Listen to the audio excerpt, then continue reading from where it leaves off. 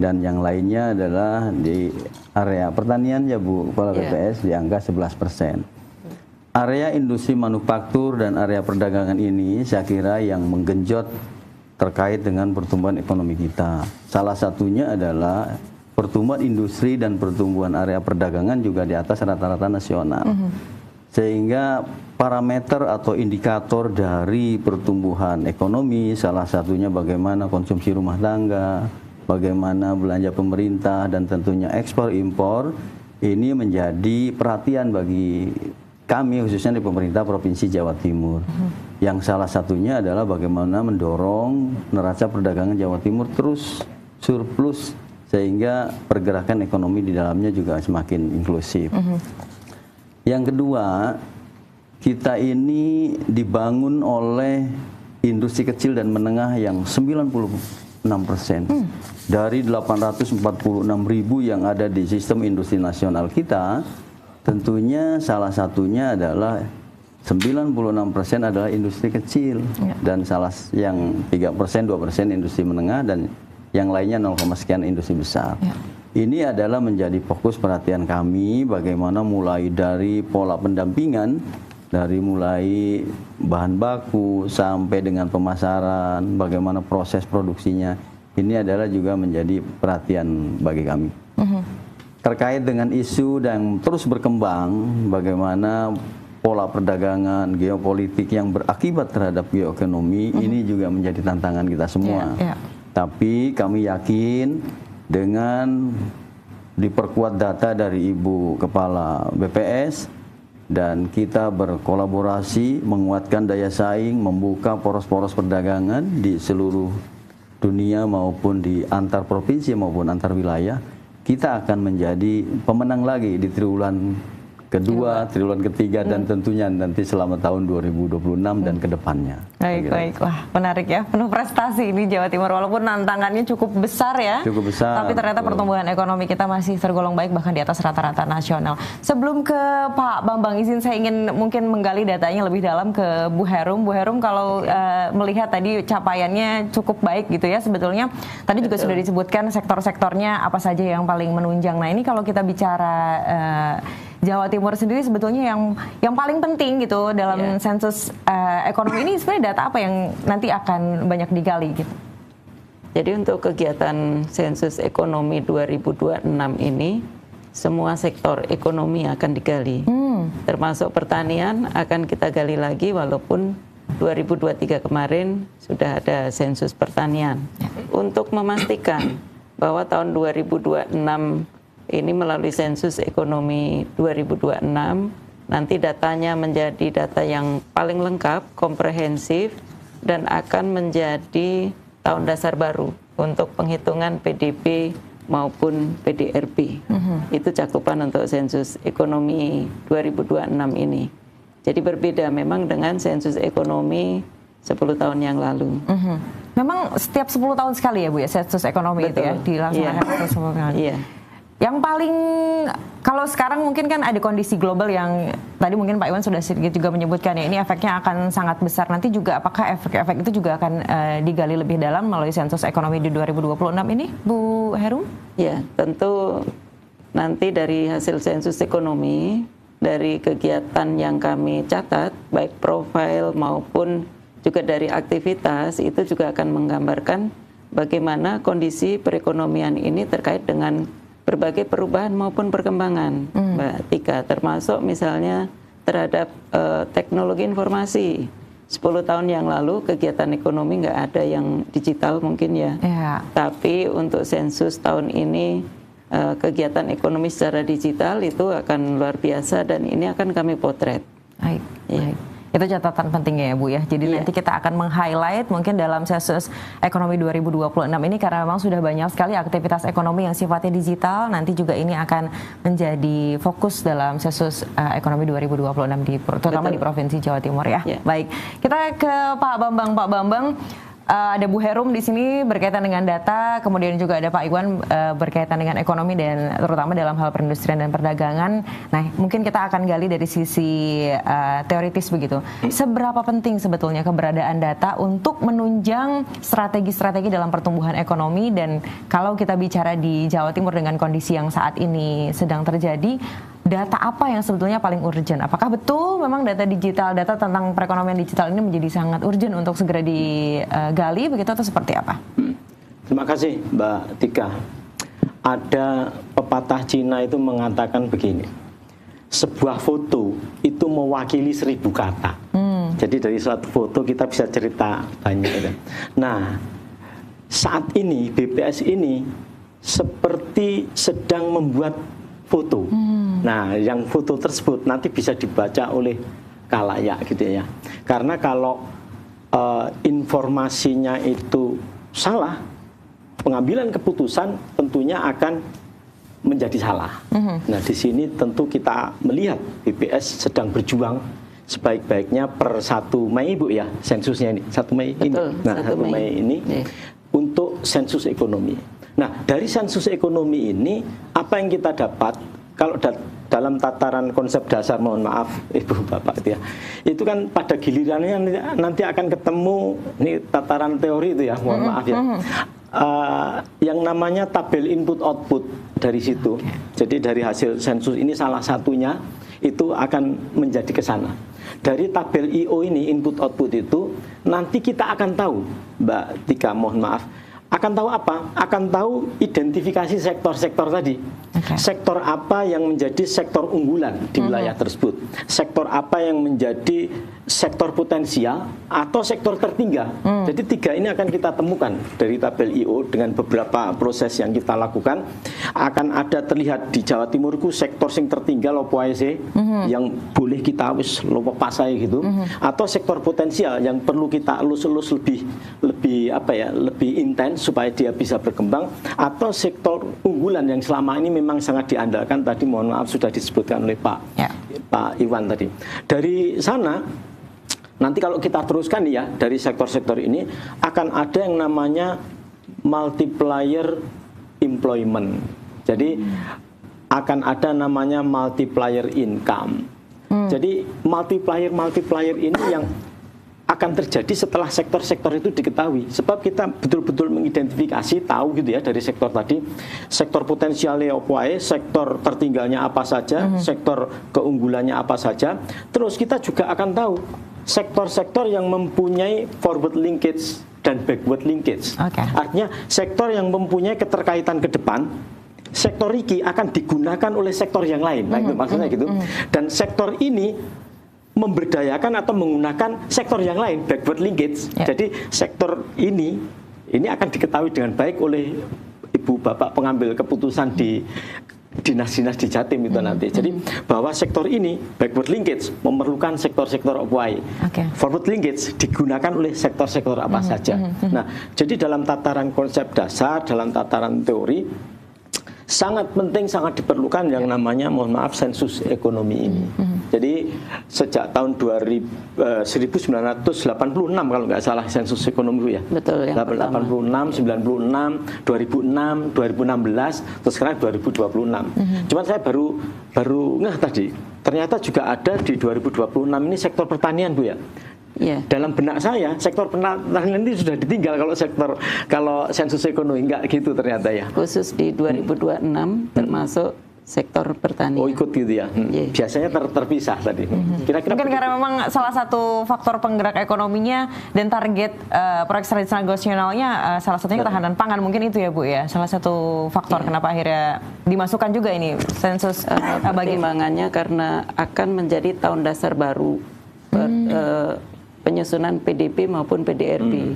Karena itu semua sektor benar-benar harus tergambar sehingga nggak ada yang kondisinya tahun yang berbeda, semuanya sama. Baik. Jadi itu pertimbangannya ya Bu ya. Baik, Pak Bambang melanjutkan silahkan tadi. Tadi ada yang terkait digital ekonomi. Tadi. Nah, itu saya pikir hal yang untuk saat ini masih merupakan satu tantangan yang tidak mudah dilakukan. Karena kalau tidak salah yang saya lihat di sana perlu ditampilkan dari unit kegiatan ekonomi yang ada yang disurvei itu perlu webnya apa, terus kemudian pola pembayarannya dengan apa saja gitu Bu ya. Nah ini bagi apa ya, bagi pelaku usaha yang belum bersinggungan dengan ini menyulitkan juga. Kenapa? Dia mungkin sudah omsetnya besar, tapi tidak bersentuhan dengan digitalisasi. Nah, ini kadang membuat kita bias dalam pengambilan keputusan jadi agak meraba-raba nantinya. Nah, nanti kita akan bahas nanti secara teknis akan seperti apa proses sensusnya untuk bisa mengakomodasi kondisi-kondisi seperti itu ya, supaya nanti data yang dihasilkan dari sensus ini betul-betul representasi dari keadaan real di lapangan. Kembali ke Pak Iwan. Pak Iwan, tadi kalau Bu Herum sudah menyebutkan urgensitasnya seperti apa sensus ekonomi di 2026 ini secara teoritis juga sudah digambarkan oleh Pak Bambang selaku dari pengamat. Nah, kalau dari kebutuhan Disperindak sendiri dalam proses penyusunan strategi-strategi untuk pengembangan industri dan juga pengembangan perdagangan di Jawa Timur khususnya, seberapa dibutuhkan sebenarnya data dari sensus ekonomi di 2026 ini? Kami sudah banyak diskusi dengan Bu Kepala BPS ya. Udah request data nih berarti ya Pak ya? Pokoknya setiap bulan, setiap rilis, dan tentunya kami sangat memerlukan data beliau. Karena apa? Karena kita ini kan kebijakannya kepada industri kecil dan menengah. Yeah. Ketika nanti ada sensus dan lain sebagainya, tentunya kita akan berpengaruh. Ini sangat penting, sangat penting. Kebetulan kami juga kemarin sama Ibu Kepala BPS juga sudah menghadap kepada Ibu Gubernur ya Bu ya, terkait dengan sensus ekonomi 2026 ini. Tentunya kami di tataran Dinas Perindustrian dan Perdagangan yang struktur PDRB-nya mohon maaf hampir 50% itu dari 3.400 triliun PDRB Jawa Timur, 31%-nya ada di industri manufaktur, 18% di perdagangan, praktis 50% itu berada di area industri dan perdagangan. Di area di wilayah kami. Sehingga bagaimana ketersediaan data dari mulai jumlah IKM, industri kecil, industri menengah, industri besar, baik itu mungkin nanti kawasan industri dan lain sebagainya, berpengaruh kepada kami kebijakan. Bagaimana kami melakukan kebijakan terhadap ketersediaan data misalkan di industri kecil maupun nanti di kawasan industri, karena ini akan berpengaruh terhadap kebijakan yang kami ambil. Kami sangat mendukung terhadap kegiatan ini tentunya, dan kami juga berusaha untuk membantu terkait dengan bagaimana kelancaran sensus ekonomi 2026. Karena data ekonomi ini sangat penting, kami juga sangat menunggu gitu ya, bagaimana real data di lapangan, kondisi pergerakan ekonomi kita baik di level mikro maupun menengah atau makro gitu, sehingga kita bisa memberikan kebijakan yang tepat. Itu dari sisi internal kita. Apalagi nanti misalkan kita sambungkan dengan sisi kebijakan ke luar negerinya. Gitu. Karena kita dari proses itu kan yang paling besar pertumbuhan ekonominya dan nanti juga di tingkat hilirisasi. Hilirisasi itu tentu nanti berpengaruh juga terhadap bagaimana mencari pasar yang siap terkait dengan industri-industri kita yang go internasional, go global, yang resilient terhadap kondisi konflik saat ini. Dan ini strategi-strategi ini kita sudah mulai bangun. Nanti begitu Ibu Kepala BPS ini mengasihkan data terkait dengan kondisi ekonomi yang real pada saat ini kita akan semakin klop untuk memberikan kebijakan terhadap pertumbuhan ekonomi di Jawa Timur. Baik.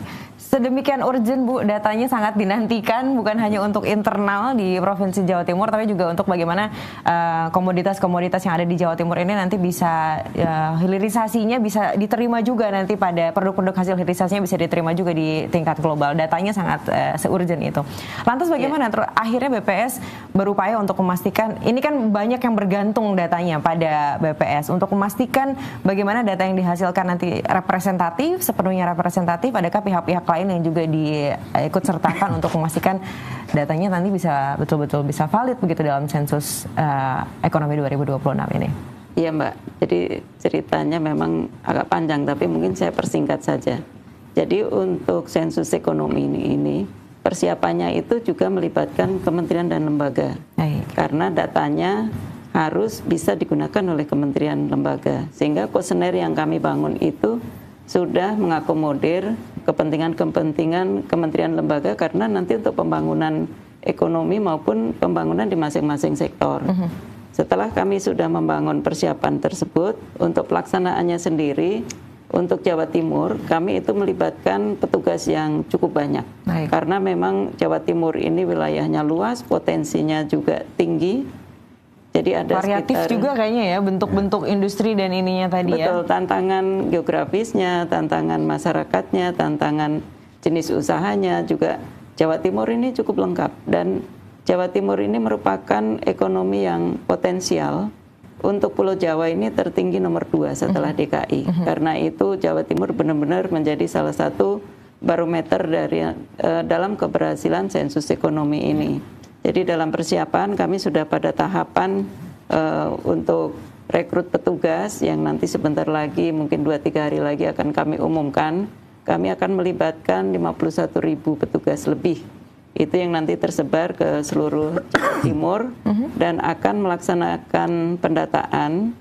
Kalau door to door-nya itu mulai pertengahan Juni sampai dengan 31 Agustus. Juni sampai Agustus ya. 31 Juni sampai dengan 31 Agustus. Tapi kami juga sudah mulai 1 Mei sudah kami mulai untuk menjaring usaha-usaha besar di mana kami melakukan pendataan untuk usaha besar ini dengan mengirim kuesionernya itu langsung ke emailnya perusahaan. Baik. Jadi ada pendataan secara mandiri oleh perusahaan itu sendiri, ada yang dilakukan oleh petugas door to door untuk menyasar data-data ekonomi yang diusahakan oleh masyarakat. Kan sekarang dengan adanya ekonomi digital, nggak ada bangunan ekonominya, tetapi di dalam memungkinkan ada aktivitas ekonomi. Karena itu harus melalui interview yang mendalam. Juga kami akan mendata untuk kepentingan database sosial ekonomi kondisi keluarga. Jadi dengan dukungan Ibu Gubernur, dengan seluruh jajaran, Bupati Wali Kota sampai dengan tingkat RT, ya insya Allah kami juga sudah membangun sistem sedemikian rupa untuk bisa suksesnya sensus ekonomi di Jawa Timur ini. Baik, sistem sudah dibangun, diupayakan sedemikian rupa untuk memastikan datanya bisa tergali secara maksimal dan sejumlah pihak mulai dari tingkat provinsi sampai dengan RT RW begitu ya juga sudah diajak untuk bersama-sama mensukseskan sensus ekonomi 2026. Pemirsa, sensus ekonomi 2026 ini tentu kita nantikan bersama hasilnya, lantas bagaimana kita sebagai masyarakat dapat turut serta mendukung suksesnya sensus ekonomi 2026. Kita akan bahas selanjutnya dalam Ruang Publik. Jadi jangan kemana-mana, tetaplah bersama kami.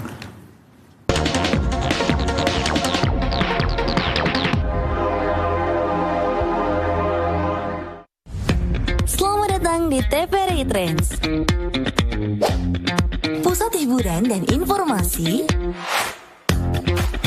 Streaming langsung acara TVRI favorit Anda.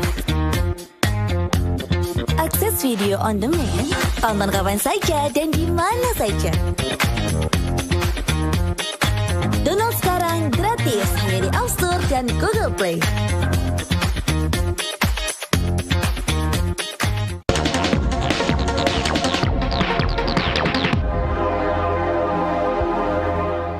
Ya pemirsa, terima kasih Anda masih bersama kami di Ruang Publik, masih membahas seputar persiapan sensus ekonomi 2026 di Jawa Timur. Masih bersama dengan Kepala Dinas Perindustrian dan Perdagangan Provinsi Jawa Timur, kemudian juga ada pengamat ekonomi dari Ubaya di sini, dan tentu juga Kepala BPS Jawa Timur yang tentu ini paling sibuk nanti kalau kita bicara sensus ekonomi 2026 ya. Baik, tadi sudah dibahas di segmen sebelumnya terkait dengan kebutuhan data seperti apa dari Dinas Perindustrian dan Perdagangan Provinsi Jawa Timur untuk pengembangan ekonomi dalam dalam kebutuhan datanya dalam sensus ekonomi 2026 ini seperti apa, juga sudah dibahas oleh Bu Herum tadi, bagaimana sebetulnya upaya untuk memastikan data yang tergali di lapangan betul-betul bisa valid begitu ya, sesuai dengan kebutuhan. Dan kita akan mungkin kembali ke Pak Bambang. Pak Bambang mungkin dari kembali dari sisi teoritis begitu atau dari sisi keilmuan gitu ya. Sebetulnya kalau kita bicara kebutuhan data, variabel-variabel penting yang harusnya ada dalam sensus ekonomi 2026 ini seperti apa, dan kira-kira kalau kita bicara pengolahan datanya untuk menjadi sebuah strategi yang betul-betul efektif yang nanti mungkin akan diolah oleh Kepala Dinas Perindustrian begitu ya dan Perdagangan Provinsi Jawa Timur, kira-kira seperti apa ini? Terima kasih Mbak Tika. Jadi ada pemahaman di masyarakat kita itu yang namanya dipaksa, terpaksa, biasa, budaya. Jadi di masyarakat kita itu mau apapun biasanya harus dipaksa dulu, dipaksa dhisik. Nek gak akan mau. Setelah itu dia akan terpaksa, kemudian dia terbiasa, akhirnya jadi budaya. Sebelum sampai sana ya saya contohkan pertama kali penggunaan e-money untuk tol. Yeah. Dulu wong-wong ngamuk kabeh gitu tuh ya. Nah, dipaksa, terpaksa, biasa, sekarang jadi budaya. Bahkan sekarang kalau pakai tunai kan jadi gak enak malah. Yeah. Nah, itu berarti sudah jadi budaya. Nah, terkait dengan pemahaman data tersebut, saya sangat sepakat, sangat setuju bahwa di kita itu unit-unit kegiatan ekonomi kecil menengah itu yang paling resilient tadi ya, yang paling tahan terhadap gempuran apapun biasanya gitu. Dan ini juga merupakan salah satu target dari sensus ekonomi ini.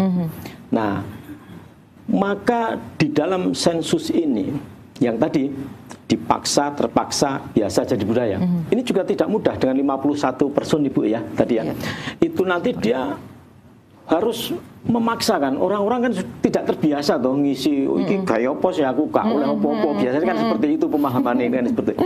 Itu ada rasa keberatan. Padahal kalau disadari ini sebenarnya akan kembali ke mereka juga kan gitu. Nah, data itu dipaksa ngisi, dipaksa menginput yang sebenar-benarnya dia alami, dia lakukan kan begitu.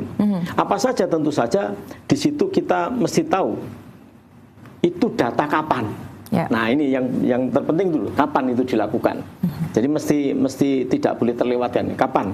Oh, tahun 2026.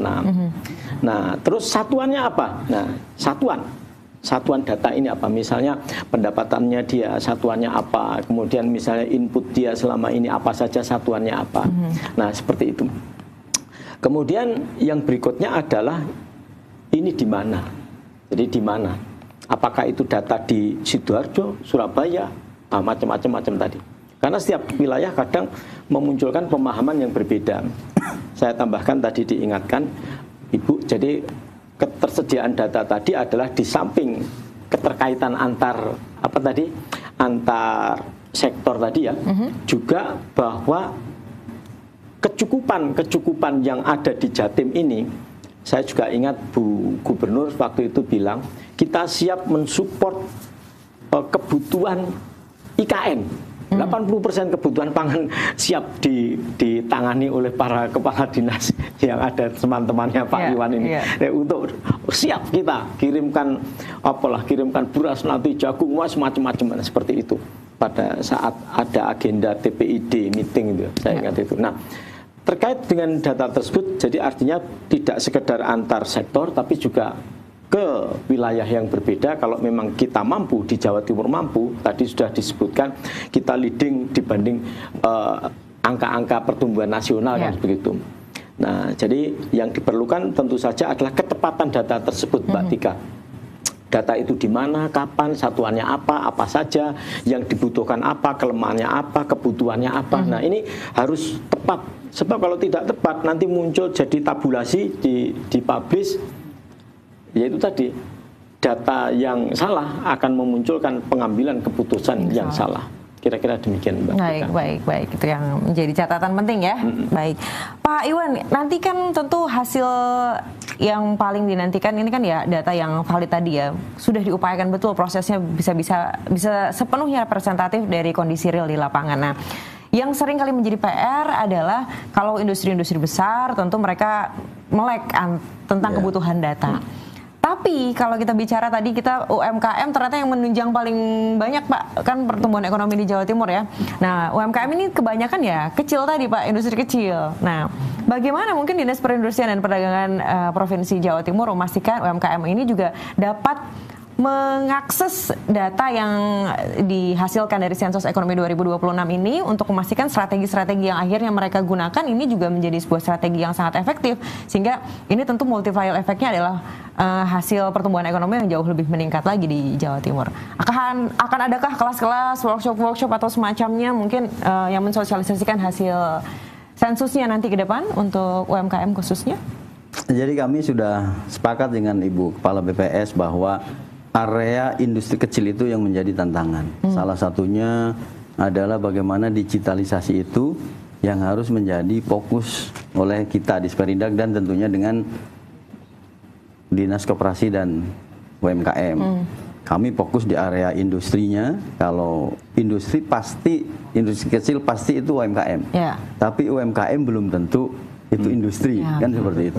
Jadi kami lebih sedikit jumlahnya dibanding dengan Pak Kepala Dinas di skop dari UMKM seperti itu.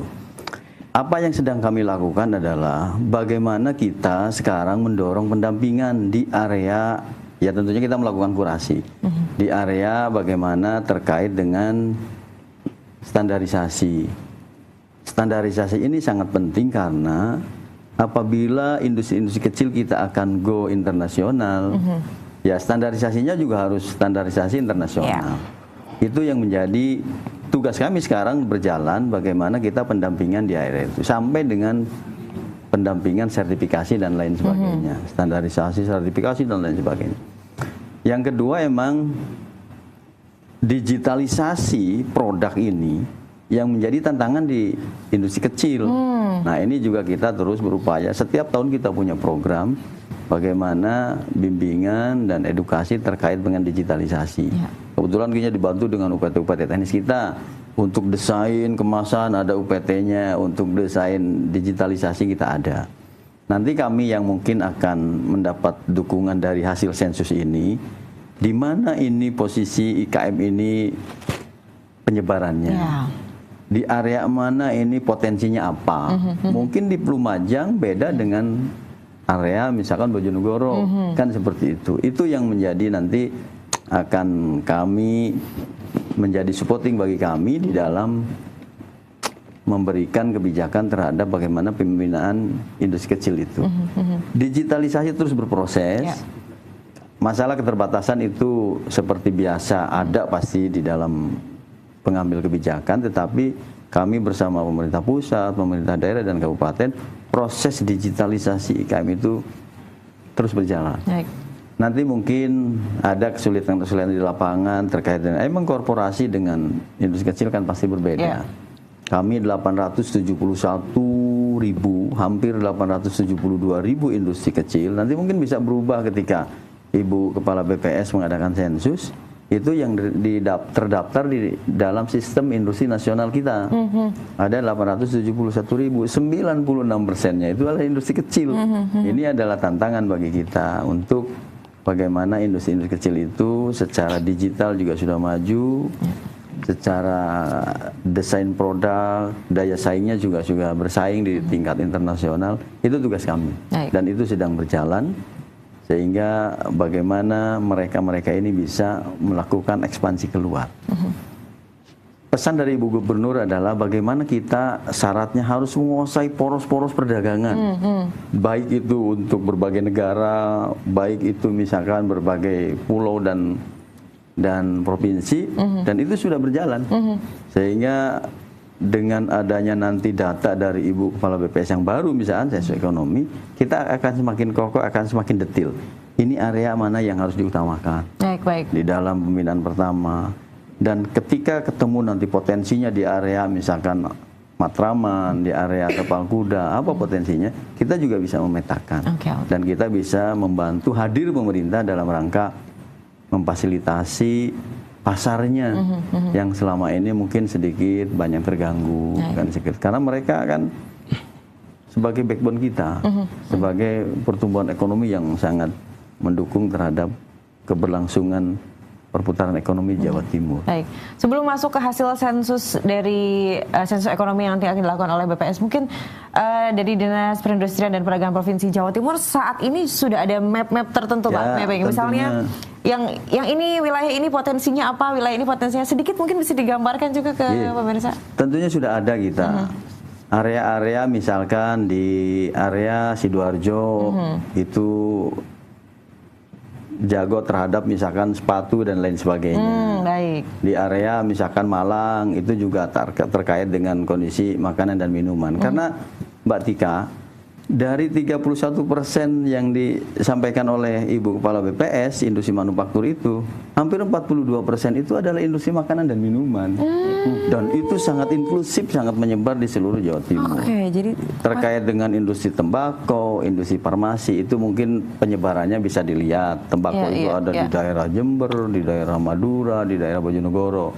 Tetapi industri makanan dan minuman yang 42% dari 31 industri manufaktur itu, olahan itu sangat inklusif, sangat merata dan di Jawa Timur, sehingga setiap bulan kami itu selalu ada kurasi, dan setiap bulan juga kami selalu ada business matching online dengan berbagai negara yang dibantu oleh atase perdagangan di seluruh dunia lah yang ada gitu, seperti itu. Apalagi kemarin kita juga ke Malaysia sama Ibu, membawa sekitar 70 pelaku usaha. Besok kita di akhir Juli ini kita akan membawa ke Hong Kong, dan besok tanggal 4 juga akan ke Manado.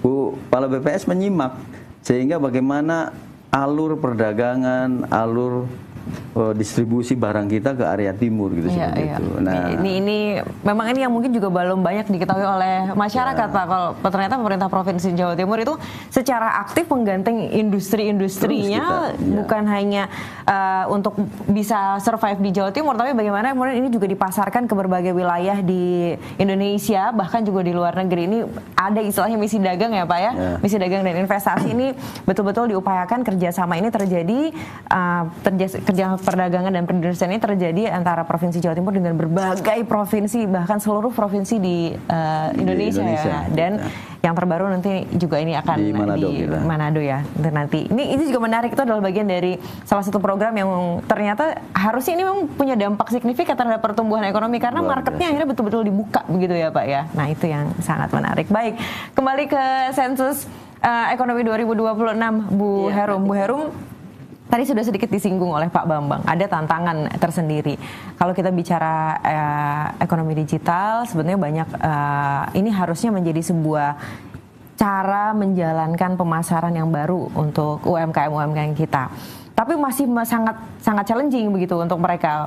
Walaupun sudah terus-terusan diupayakan untuk digandeng dan didampingi oleh Disperindak misalnya, tapi mereka masih terus berupaya. Nah, jauh sebelum ke arah sana, mereka inilah yang sebenarnya menjadi sasaran kan, untuk datanya kemudian digali terlebih dahulu. Tapi mereka tidak terbiasa. Mungkin tadi Pak Bambang menyampaikan ngisi-ngisi kuesioner ini mungkin menjadi hal yang cukup menyulitkan bagi mereka, dan khawatirnya kalau mereka merasa ini tidak penting, akhirnya mereka tidak mengisi kuesioner itu dan datanya nanti tidak representatif akhirnya. Nah, mungkin Bu Herum di kesempatan ini juga mau mengajak seluruh pemirsa termasuk para pelaku-pelaku ekonomi, UMKM untuk ikut serta mendukung dan mungkin betul-betul memastikan nanti ketika ada petugas sensus yang datang mengisi betul-betul kuesionernya dengan baik untuk memastikan datanya nanti representatif. Dan apa sebenarnya nilai penting yang mungkin bisa disampaikan ke pemirsa? Silahkan Bu Herum. Iya, jadi sensus sensus ekonomi ini sangat penting sekali karena salah satunya adalah untuk melihat daya saing secara ekonomi antara Jawa Timur dengan provinsi lain, antara Kabupaten Jember dengan kabupaten yang lain. Karena itu jawaban dari seluruh masyarakat ini yang akan menggambarkan seperti apa daya saingnya Jawa Timur ini. Sebagai gambaran bahwa Jawa Timur ini didominasi oleh pelaku UMKM. 10 tahun yang lalu hasil sensus ekonomi untuk kegiatan non-pertanian itu ada sekitar 4,6 juta. Hanya 1,05% itu yang merupakan usaha besar. Artinya kan ini usaha UMKM-nya itu dominan. Nah, untuk bagaimana pemerintah nanti akan membangun seluruh pelaku usaha ini, tentu harus melalui data yang benar. Dan untuk sasaran yang tepat, ini membutuhkan data yang benar, karena itu data yang benar akan kami gali melalui kegiatan sensus ekonomi ini. Sehingga hanya melalui kejujuran, juga memberikan data yang lengkap, terima petugas kami, karena petugas kami itu bukan siapa-siapa. Petugas kami adalah masyarakat yang ada di sekitar. Kami merekrut petugas itu dari orang-orang setempat. Artinya Bapak Ibu sekalian nggak perlu khawatir.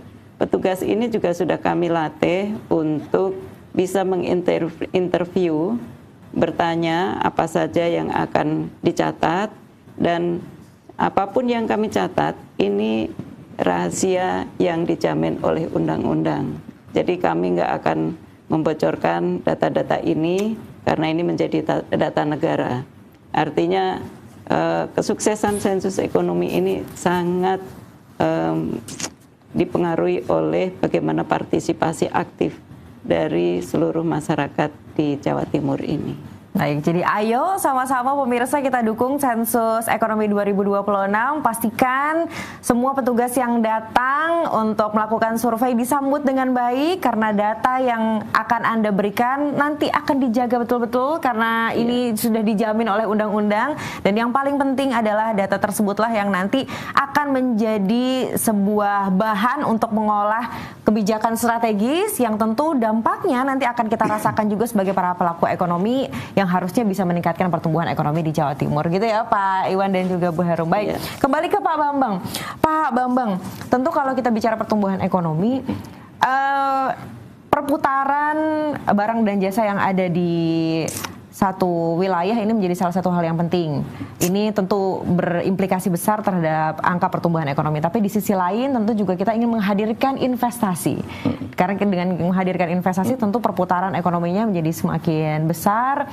Multiplier effect-nya terhadap kesejahteraan masyarakat juga semakin besar. Nah mungkin apakah juga harusnya ada variabel-variabel yang dimasukkan dalam sensus ekonomi ini yang bisa mengundang investor untuk menjadi lebih tertarik lagi jika nanti datanya terpapar dengan baik melalui sensus ekonomi 2026 ini? Terima kasih Mbak Tika. Jadi dalam satu proses pertumbuhan ekonomi suatu negara itu ada 3 hal yang harus bergerak. Yang pertama yang harus bergerak itu barangnya. Jadi barang itu harus bergerak. Kalau kita punya komoditi pangan ditaruh di rumah aja, nggak ngapa-ngapain, tidak akan ada muncul lebih dari situ. Ini bisa dijual, kemudian kepada konsumen antara, konsumen akhir lah, seperti itu. Ekonomi itu harus seperti itu. Apalagi yang bergerak selain barang. Yang kedua adalah uangnya. Nah, jadi orang kalau punya duit begitu banyaknya gitu ya, tapi duitnya disimpan saja di rumah, maka tidak akan memunculkan pergerakan ekonomi.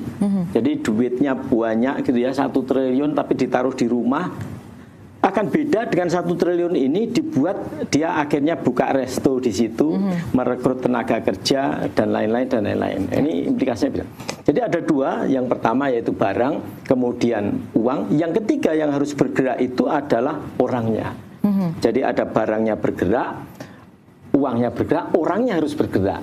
Ada pemahaman dulu waktu COVID itu ada istilah wong manuk doro. Jadi orang itu seperti burung dara. Kalau tidak bergerak dia tidak akan makan. Nah itu maksudnya apa jenengin namanya ini apa kandang atau apa itu.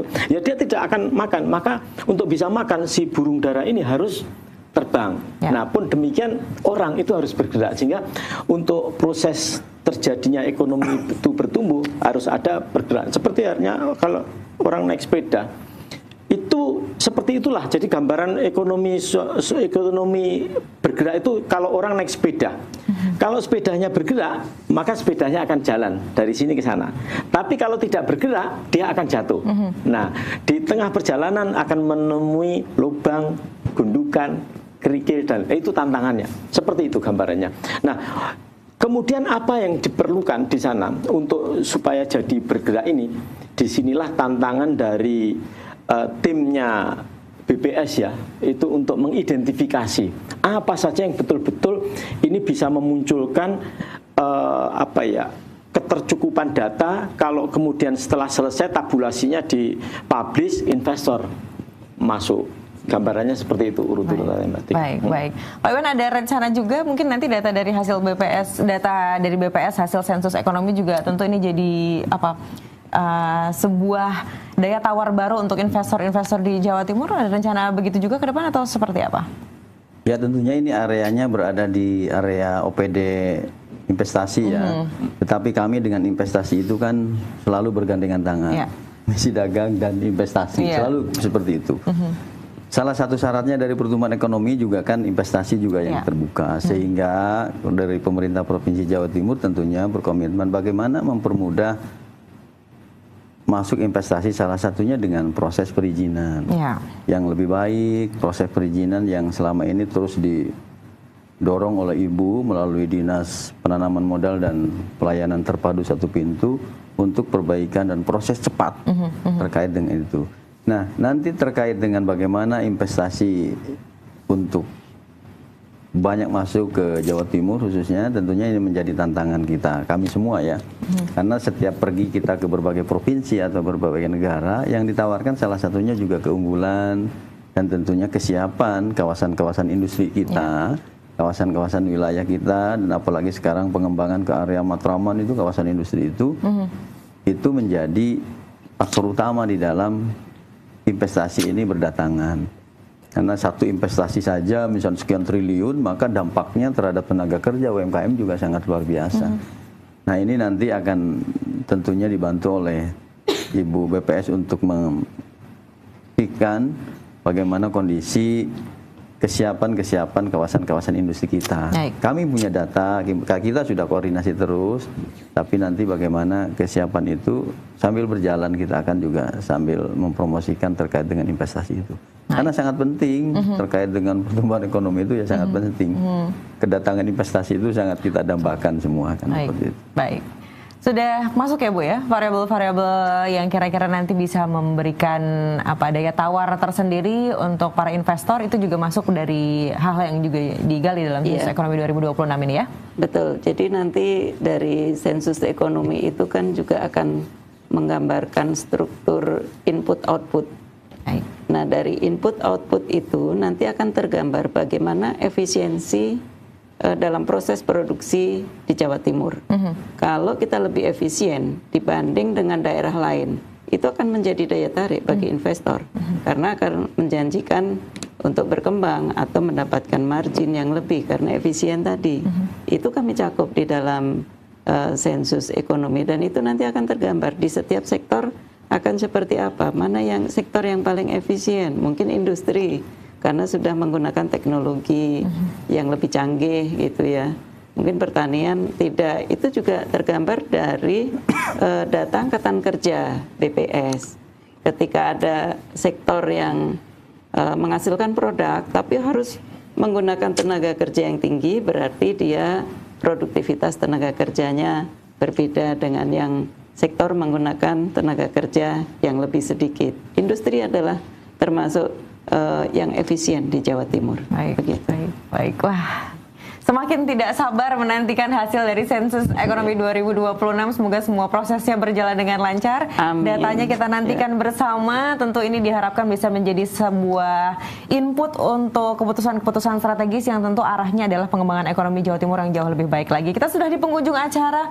Pak Iwan, mungkin singkat dan juga narasumber yang lain mungkin bisa menyampaikan closing statement di kesempatan kali ini, mengajak masyarakat atau mungkin menghimbau untuk mendukung terkait dengan sensus ekonomi 2026. Silakan. Terima kasih. Tentunya kami dari pemerintah Provinsi Jawa Timur, khususnya Dinas Perindustrian dan Perdagangan Provinsi Jawa Timur, akan terus bersinergi dan tentunya membantu dari BPS, teman-teman BPS untuk kelancaran proses sensus ekonomi ini. Area kami sangat luas, perindustrian dan perdagangan, tentunya ini membutuhkan support atau sinergi yang kuat juga beliau. Dan yang kedua kepada masyarakat, khususnya industri-industri kecil dan menengah, dan tentunya besar, Mari kita sama-sama untuk mensupport kegiatan Sensus 2026 ini, karena ini adalah untuk kepentingan bangsa, untuk kepentingan rakyat, dan tentunya juga untuk kesejahteraan masyarakat Jawa Timur dan Indonesia. Terima kasih. Baik, terima kasih Pak Iwan. Pak Bambang, silahkan. Jadi dalam proses audit itu ada tagline, tulis yang kamu lakukan, lakukan yang kamu tulis. Baik. Maka mengikuti ini, marilah kita isi dengan sebenar-benarnya isian-isian yang ada dalam sensus ekonomi yang sedang dilakukan, disutradarai oleh BPS, kira-kira demikian. Sedikit saja Pak Bambang juga mungkin menambahkan lagi, masyarakat mungkin perlu digambarkan lebih sederhana tentang implikasi kalau mereka mengisi survei dari BPS ini secara tepat dan presisi begitu ya. Kira-kira dampak langsung yang akan mereka rasakan ketika nanti datanya sudah dihasilkan tuh seperti apa? Ini kadang-kadang masyarakat tuh masih mungkin bingung gitu ya, implikasi langsungnya seperti apa? Sifatnya memang tidak saat itu, gitu ya. Maka dalam jangka panjang, ketika isian ini benar, tentu para pengambil keputusan akan punya identifikasi kebijakan-kebijakan yang nantinya tentu akan berpihak kepada pelaku usaha. Core dari survei atau sensus ekonomi kan pelaku usaha, gitu ya. Nah, sehingga ketika ini diisi dengan benar, para pengambil keputusan merasa terbantu, dimungkinkan pada gilirannya pengambil keputusan eksekutif akan memberikan kemudahan-kemudahan, tidak tahu apakah itu namanya hibah, bantuan, kemudahan, atau apapun lainnya. Kira-kira demikian, Mbak Titi. Baik. Sehingga jangan sampai terlewat surveinya diisi pemirsa semuanya untuk memastikan data yang dihasilkan betul-betul nanti representatif sesuai dengan kondisi yang sebenarnya. Bu Herum, silahkan menambahkan juga. Iya, Bapak Ibu sekalian, saatnya kita memberikan yang benar. Karena data yang benar, nanti program-program pemerintah akan menjadi tepat sasaran. Kalau kita memberikan sesuatu yang benar, insya Allah kita akan mendapatkan atau menerima manfaatnya. Karena data yang benar akan menghasilkan kebijakan yang benar, tepat sasaran, dan untuk kesejahteraan seluruh masyarakat di Indonesia. Peran Bapak Ibu sangat penting dan sangat berharga dalam sensus ekonomi 2026 ini. Mari kita mencatat ekonomi Indonesia, ekonomi Jawa Timur. Baik, luar biasa. Bu Herum, sedikit lagi, kalau misalnya ada masyarakat yang selama bulan periode Juni sampai dengan Agustus mereka tidak didatangi oleh, tidak terakses gitu oleh tim surveyor, tapi mereka ingin turut serta memberikan datanya sebagai pelaku usaha kecil, mungkin karena di rumah usahanya nggak pernah tahu sebenarnya mereka adalah buka online shop misalnya begitu.